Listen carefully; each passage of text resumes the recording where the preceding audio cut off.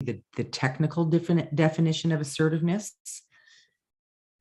But before even saying that, when we develop the skills of being assertive, it really does allow us to show up and live life fully.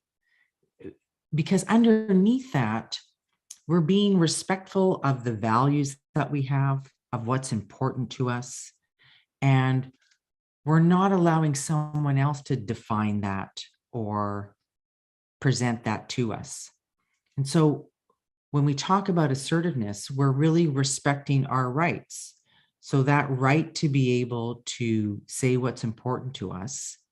And at the same time, we're also respecting the rights of another person. And we communicate this in a way that's respectful. On a playful side, hopefully we communicate that in a way that's respectful.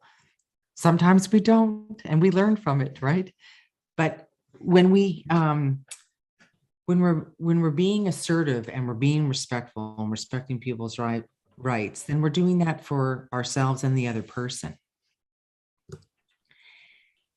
And when we get better at building our assertiveness skills, we get better at expressing our needs. And in that, we also have the ability to listen to others' needs. And we don't hold back. We don't allow fear to hold us back from being able to name some things. And that's as we build our assertiveness skills. But I wonder, if you've ever felt like this, that you hold back from sharing your point of view because you might get concerned about how other people feel. Or you do try to share your view, but it somehow gets lost, and it might be the way we articulate it. Or because we maybe don't say anything, people can often assume that we just agree with them. Really common to have that happen.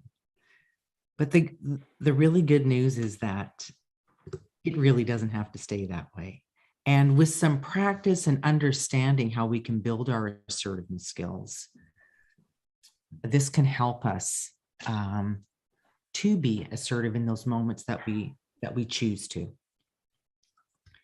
So I think what's helpful is if we're going to talk about assertiveness, let's actually, before we talk about how we can build those skills, I'd like to go through some examples of what assertiveness can sound like and to talk about what we're actually doing when we're being assertive. So I call this assertiveness at a glance, just to help with giving that idea of what it looks like and what it can sound like. So here's an example of being assertive to a friend who's frequently late. So the person is saying to their friend, I find it difficult when you're late. So we're naming the issue. It delays things and I miss out. We're talking about the impact. And now we're inviting the person to resolve this with us. I'd like to talk this over with you so we can resolve this issue. I just want to say something about this example. I know it can sound so stilted, and it's not like every time we're being assertive, we're naming the issue, talking about the impact. The flow can be different, but I do want to say some things around this. So what you're noticing here is that there's two friends and one friend is frequently late, and it's having an impact on the other. And they're noticing that. They might, because of the friend being late, they might always arrive to dinners late or activities late, and it has an impact. So instead of being aggressive here and, saying to the friend, I'm sick and tired of you being late, get your act together, which is what we might want to say, especially if the friend's been late a lot. What we're hoping for is we want to invite this person to resolve this with us. We're naming what the problem is. And just a note on this is, again, we're respecting our right that we have a right to arrive to places on time. And we have a right to be able to talk this over with our friend. By not getting angry, by not getting aggressive, Well, let me qualify that, because you can be angry and still be assertive.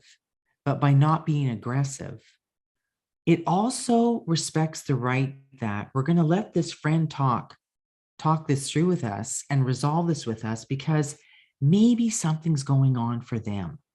So before we get reactive, this way of speaking with them also gives them the opportunity to say, you know what, you're right to get upset with me. I'm going to tell you what's going on and why I'm showing up late. And I do want to try and change this.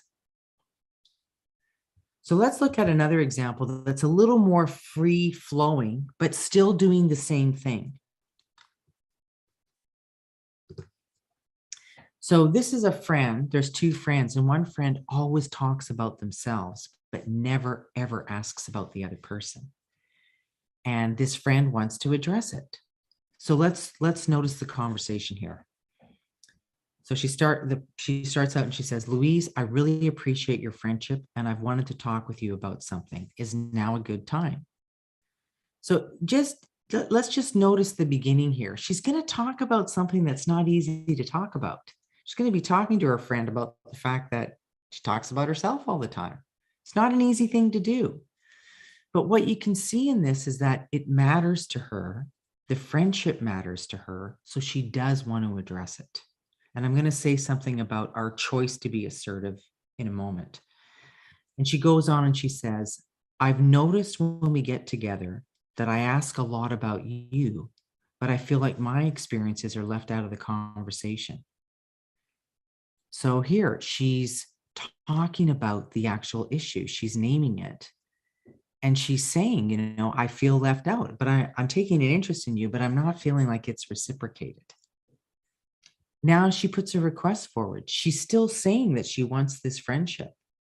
I'd like this to be a mutual friendship where we take an interest in each other. I'd like to talk about this with you and get your thoughts. So again, a few things I want to say around being assertive here. She's talking about something difficult, and she does have a right in this friendship to talk about what her experience is.